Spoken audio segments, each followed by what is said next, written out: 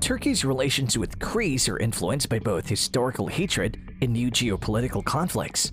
The trust between Ankara and Athens was too fragile to be healed, and the relationships between Ankara and Athens are still tainted by history's hatred. The conflict between Greece and Turkey is not new. The two nations fought their independence wars and forged their national identities in conflict with one another. After the Greek army was defeated in Asia Minor in 1922, the Turkish Republic was established after Greece seceded from the Ottoman Empire. The Treaty of Lausanne, signed in 1923 by the Allies of World War I, defined the limits of modern Turkey and has controlled Greek-Turkish relations ever since. However, the peace pact did not end historical enmities. Through education, history, and literary writings, both nations' ideas and the adversary have been established and reinforced through time. The experience of ongoing intercommunal conflicts intensified previous conflicts. The Greek minority in Istanbul was assaulted in September 1955, killing scores of people, causing millions of dollars in property damage, and forcing thousands more Greeks to emigrate. Both nations continue to slander one another for brutalizing their minorities and failing to respect their rights. The Aegean Sea, a unique, relatively small, semi-closed sea dividing the mainlands of both nations, is the major source of conflict in affairs today.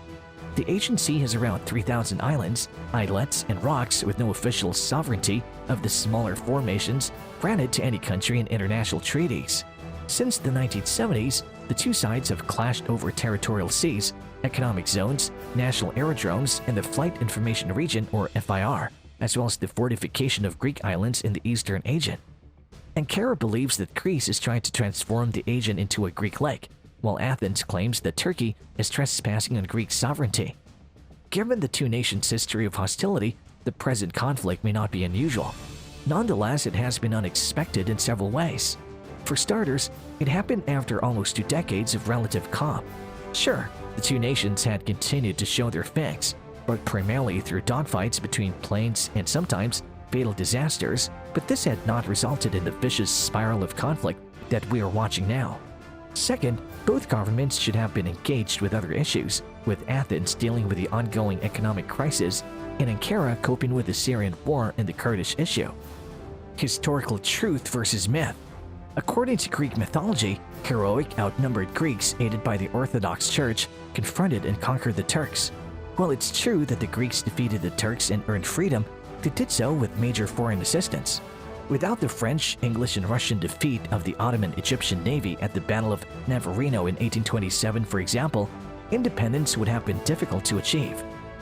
Perhaps this explains why Turkish politicians still believe the West is overprotective of Greece. Meanwhile, Athens sees Turkey as spoiled by the West since it continues to receive NATO arms, stands by while Ankara backs the rebel northern portion of Cyprus, and tolerates passionate nationalists in government. Furthermore, Turkey is at odds with NATO member Greece over gas reserves in the eastern Mediterranean. Why is this now? Despite historical hostility and several conflicts, relations have never been this bad for so long. Given the age of the Aegean issue, the major causes for the latest entanglement must be sought in the changing internal and regional circumstances. Nationalistic political cultures may be seen in both Greece and Turkey. Historical animosities are simple to exploit if official approval is needed for domestic interests. With the upcoming general elections in Turkey slated for June and Greece's next year, politicians in Athens and Ankara might expect to benefit personally from rising tensions. So what are the odds? Since the 1920s, Turkey and Greece have never really fought a war. We may expect hostilities to linger for some time, but not escalate into a full-fledged war. Both forces should be well aware that any form of action against the enemy's mainland will result in thousands of casualties and the participation of other NATO countries. Both parties would like to avoid a disaster of this magnitude. The worst-case scenario for Greece and Turkey would be almost constant small-scale military operations, especially on and around the islands in the Aegean Sea. Such military operations may lead to minor fighting, with both military and civilian deaths.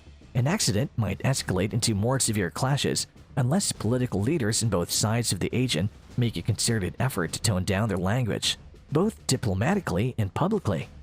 Thanks for watching this video, and subscribe to this channel for more interesting videos like this. See you soon in the next video.